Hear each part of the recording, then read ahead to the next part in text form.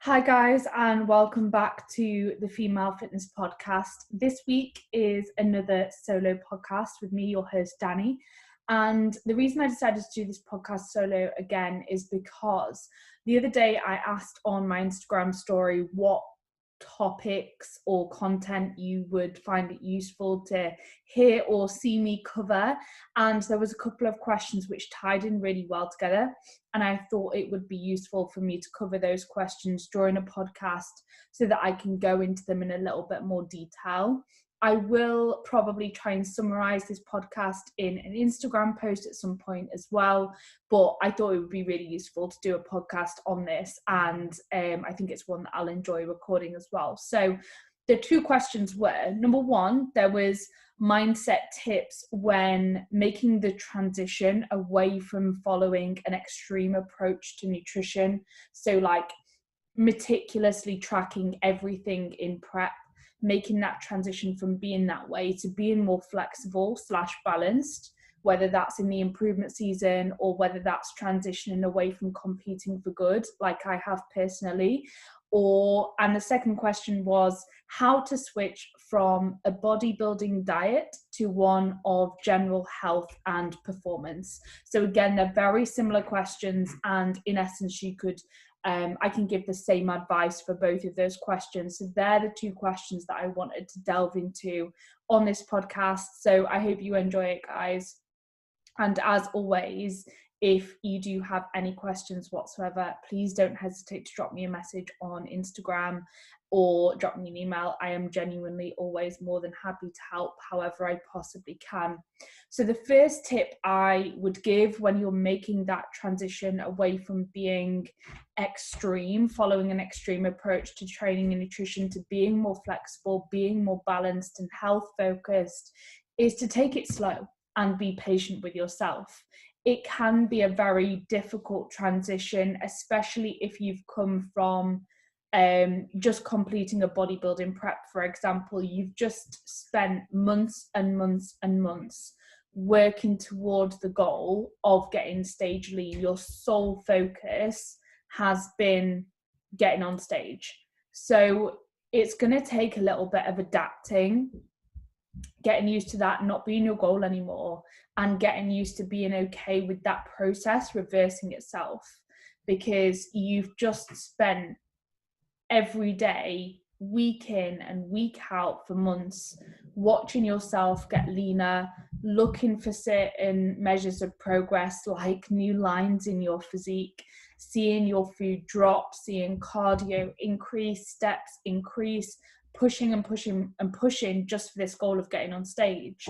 So for you to go from that to that goal no longer being there anymore, and you having to adapt to food increasing, to seeing yourself put body fat on, and body fat which is required, by the way, for health and function, and essentially you're just post-show, you're reversing the process of prep. You're regaining body fat, you're regaining strength, you're regaining health, you are tapering down your expenditure, you're tapering up food, you're potentially checking in less frequently. So you've got to reverse that entire process that you've been going through for a very long period of time, which has, at the end of the day, probably consumed your life for potentially years.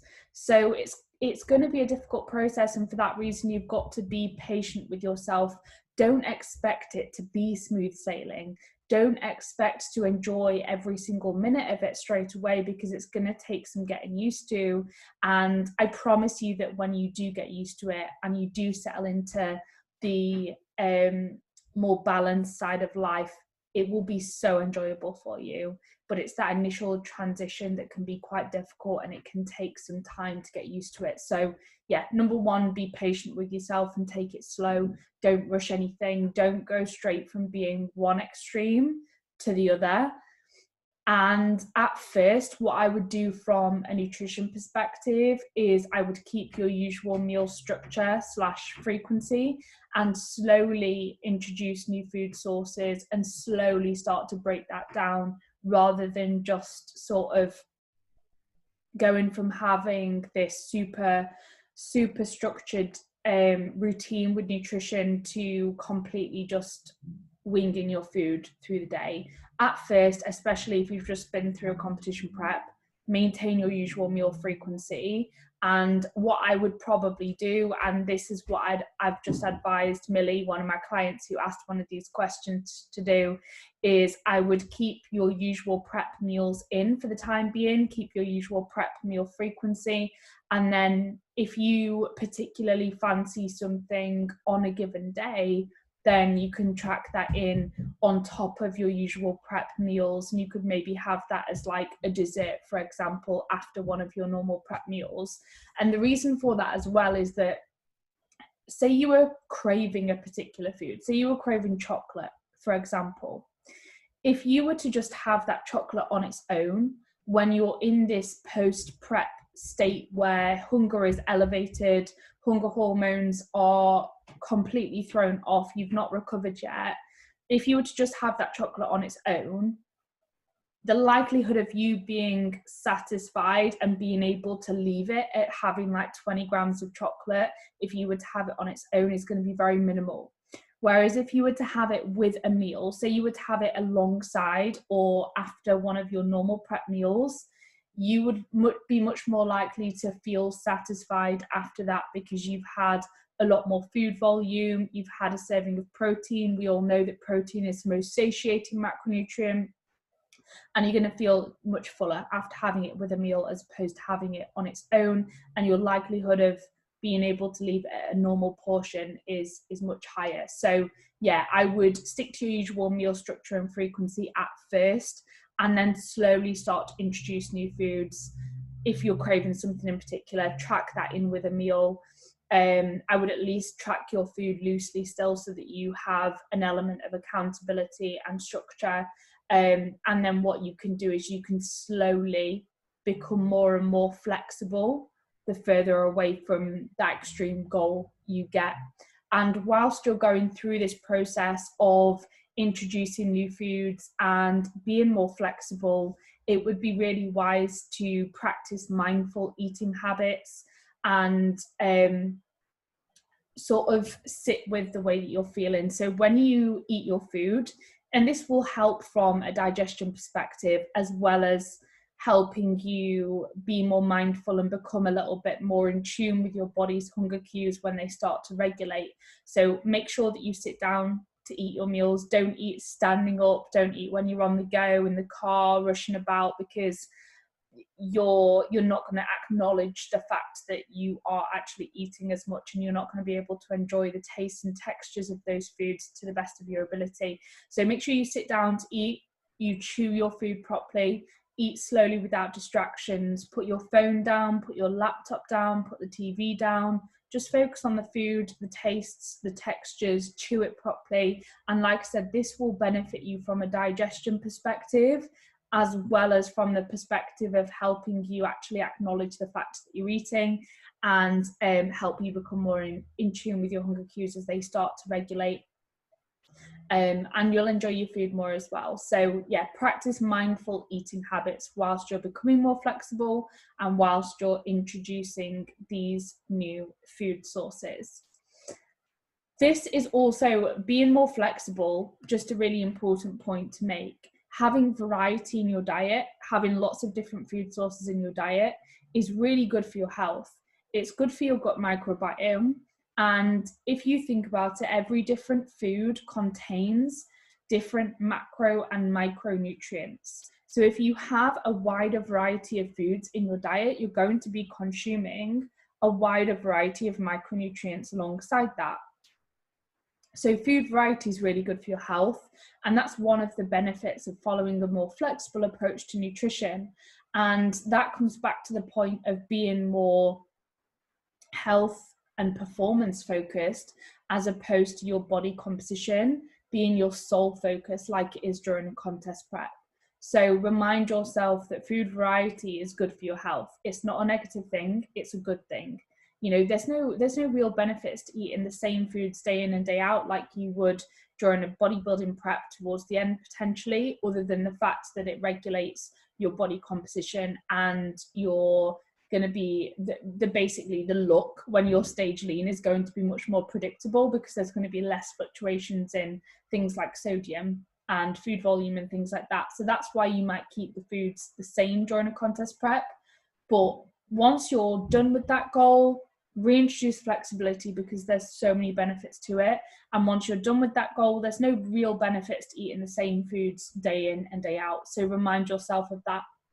Another thing to remind yourself of, which should be quite a reassuring thought, is remind yourself of the fundamental principles of whatever your goal is. So if your goal is hypertrophy, for example, remind yourself of the fundamentals that you need to hit to be able to progress with that goal. So those fundamentals would be applying progressive overload during training. It would be making sure that you're hitting your protein goal for the day, having several servings of protein spread throughout the day, lots of nutrient dense foods in your diet, and making sure that you're recovering well.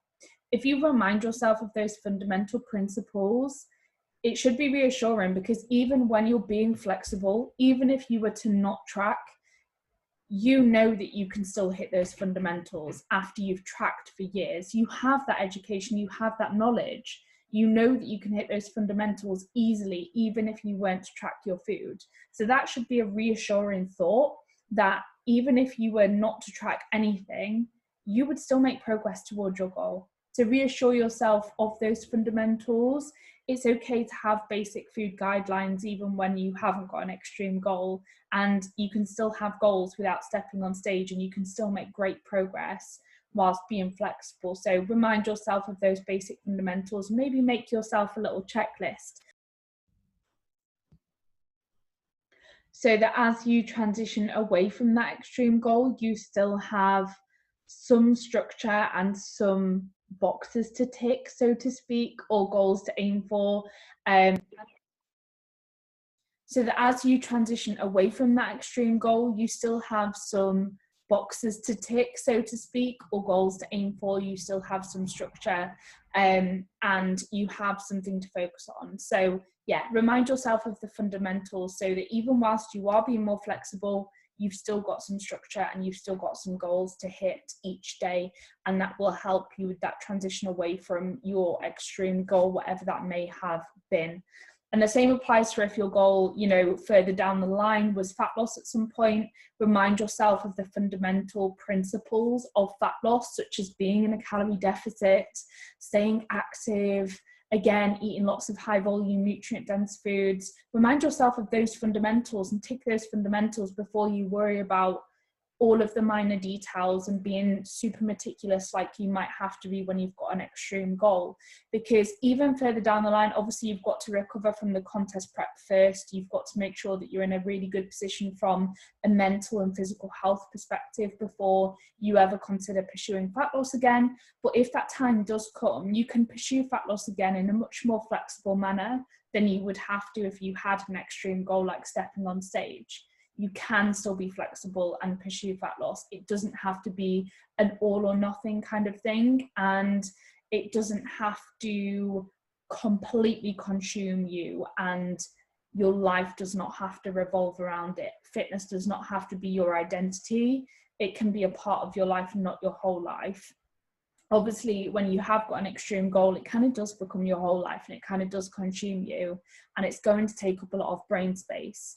But when you're being more flexible with it and you don't have such an extreme goal, it doesn't have to take up as much brain space. You can still have a life. You can be more flexible with your approach to it. So reassure yourself of that, and allow yourself to be more flexible, and remind yourself that it's not less optimal for you now to be that way. It might have been during a contest prep, but away from that, it does not make you any less of a person for following more of a flexible approach to nutrition and training.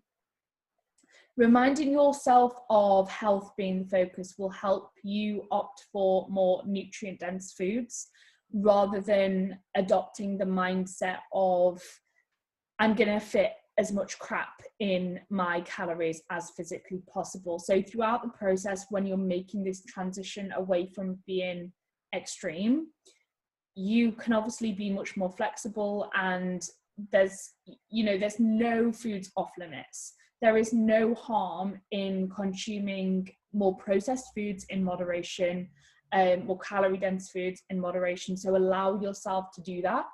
But reminding yourself of health being the focus will help you get lots of nutrient dense foods in your diet alongside those more processed foods, so that you are supporting your health and you do feel your best internally as well as looking amazing externally. So just remind yourself of health being focus and make sure that your actions are in line with that.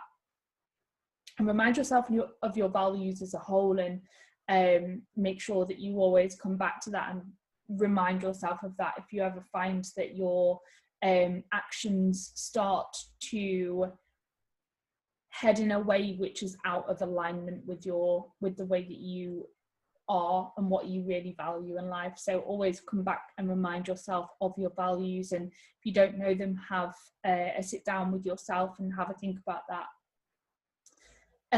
Remember, this is something that is really, really helpful for a lot of people. Remember that when you go for meals out, it is just food cooked by somebody else. You can choose what you order off the menu. You are in control of that. You're in control of what you eat, and you are in control of how much you eat as well. You do not have to finish everything on your plate to the point where you feel stuffed and uncomfortable, because nobody likes that feeling. It's not pleasant. You don't have to feel that way. If you currently associate meals out with feeling uncomfortably full, stuffed to the brim, and overeating,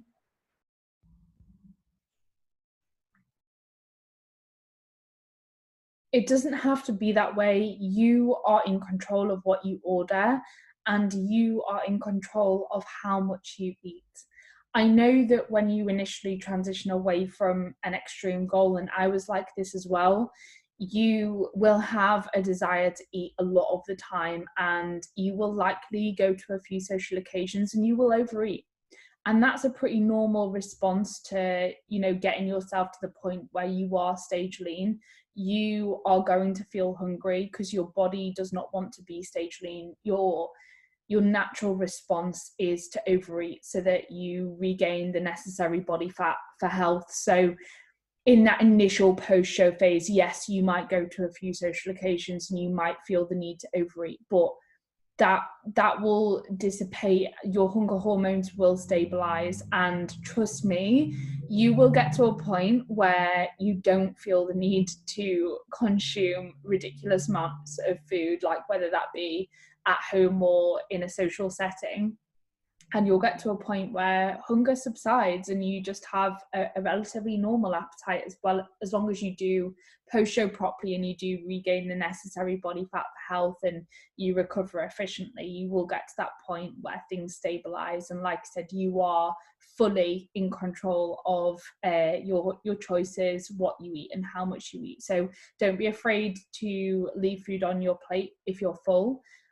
Practice those mindful eating habits which I was speaking about earlier when you go out for food. So eat slowly, take your time, enjoy the company. Remember, social occasions aren't just about the food that's there.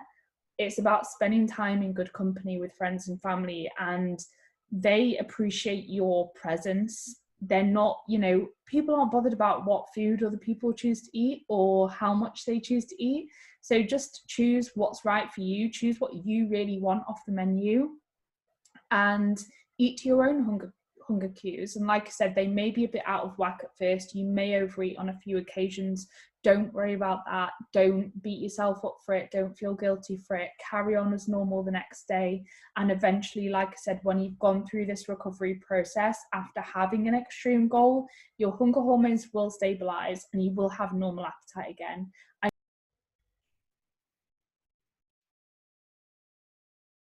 I know it might not feel like that will ever be possible at first, but trust me, it will.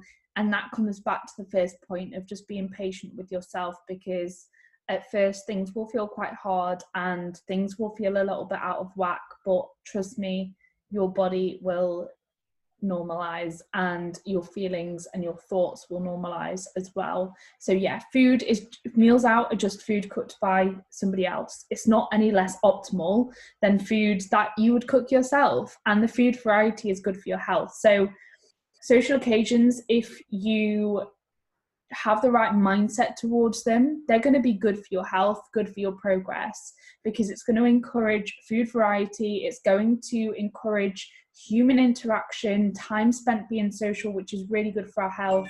So overall, they're a really positive thing when you learn to lean into them and enjoy them. So reassure yourself with the fact it's just food cooked by somebody else.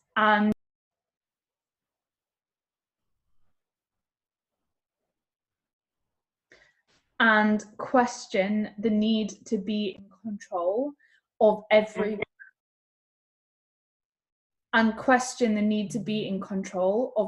gram of food that enters your mouth. What is that offering you now? The answer to that, in reality, is absolutely nothing. There is no benefit to being in control of every gram of food that enters your mouth unless you have an extreme goal, such as stepping on stage and you're trying to peak your physique for one single day and you're at a very extreme level of lean. So question your need to be in control of every gram of food that enters your mouth. You don't need to be. And even when you are tracking 100% to the gram every single day, you're still not in control really of every gram of food that enters your mouth, because even food labels don't have to be 100% accurate. There is about a 20% room for error with food packages. So even when you are controlling your food to every gram, well, you think you are, you're not really. So relax about it. It will serve you so well to relax about it. And it comes back again to that point of reminding yourself of the basics and fundamentals that you need to hit in order to progress with your goal. And being in control of every single gram of food is not one of them. And in reality, right, if you were to overeat by, say, like 100 calories, your energy expenditure would probably increase in line with that, because you've got more energy coming in. So you'd probably fidget more throughout the day or do more daily tasks. So the effect in reality of your calorie intake fluctuating is going to be minimal. The effect that that's going to have on your body composition or your performance, because your body's very good at like adapting to your circumstances, so adapting to what you give it from an energy perspective via food. So reassure yourself with that, and there's just question the need to be in control of every gram of food that enters your mouth. And when you do feel that need, ask yourself why. What is that offering me? The answer to that in reality is nothing, unless you have an extreme goal. And if you are wanting to transition away from tracking your food, what I would recommend is, again, doing this slowly and being patient with yourself. So you could, for example, start by not tracking your vegetables. You could then maybe add the odd day a week in where you don't track your food. This is something that I do with my clients during their improvement seasons, or when they've transitioned away from competing, or with the non-competitors that I coach. I do generally advise some time away from tracking, away from when their goal is fat loss. Some of my fat loss clients do track all the time, but for the clients that are at maintenance or their goal is hypertrophy, I encourage some non-tracking days, because again, as long as you're hitting those fundamentals, you will progress with your goal. So there's no harm in having some time away from tracking, and it's a chance to put into practice what you've learned through tracking. It's a chance to be more mindful around food, because let's face it, when you're tracking on an app, it's much harder to be mindful, and it's much harder to listen to your body's hunger cues, because you're aiming for specific targets on MyFitnessPal. So you're almost overriding your own hunger cues. So I would advise, maybe, like I said, starting by having the rule of not.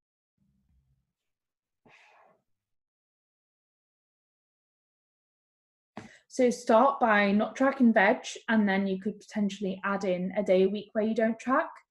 and then you could maybe add in 2 days a week and then slowly transition away from it that way. And that will be a little bit more reassuring for you, rather than going from, like I said earlier, being one extreme to the other. If you went straight from tracking every single gram of food that you have every single day to completely not tracking, that works for some people, but some people find that quite unnerving. So if you're one of those people that find that unnerving, you can take a gradual approach to it. And again, be patient with yourself and just change one little thing at a time. So remove the tracking of veg, add in a non-tracking day, add in a second non-tracking day, and then gradually transition away from it. And you can, for the record, still make great progress with your performance and body composition related goals whilst you're not tracking. And I don't track most of the time now as well. The only time I'll usually track is like if I've got, for example, a CrossFit competition, which I'm doing for fun at the moment on the odd occasion. I'll make sure that I've got a couple of high carb days before the day of the competition, just so that I know that I can perform to the best of my ability. But other than that, I generally won't track now. I still follow basic food guidelines, such as having a serving of protein with each meal throughout the day. I naturally gravitate towards nutrient dense foods because I care about my health.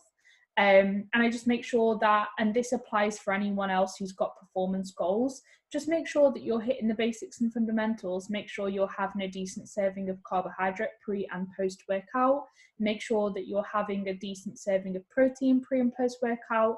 At least 3 servings of protein spread throughout the day, ideally 4. And you're good. You're going to progress with your performance, and you're going to progress with your body composition as a result of that, without it completely consuming you and consuming your thoughts every minute of the day, because that's not a nice place to be. If you've got an extreme goal like stepping on stage, yes, your body composition is going to consume a lot of your thoughts. But once you've transitioned away from that, it shouldn't be dictating your thoughts every minute of the day. So once you get to that place where it doesn't, I promise you it's such a wonderful place to be. And it's so refreshing after you have been through a period of chasing an extreme goal and your body composition dictating a lot of your thoughts. It's so nice to get away from that, and your body image will likely improve with that as well, because you're not quite so hyper focused and fixated on your body all of the time. So they would be my tips for, well, my top tips for transitioning away from having an extreme goal and towards being more flexible, balanced, and health focused. Like I said, guys, if you have any questions off the back of this, please drop me a message on Instagram. I would be genuinely more than happy to help. Thank you so much for listening. If you have enjoyed this episode of the Female Fitness Podcast, please do like, subscribe, leave a comment, a review on Apple Podcasts, and leave a comment below on YouTube. Like I said, thank you so much for listening. You guys genuinely mean the world to me. I appreciate your support massively, and I will see you in the next one.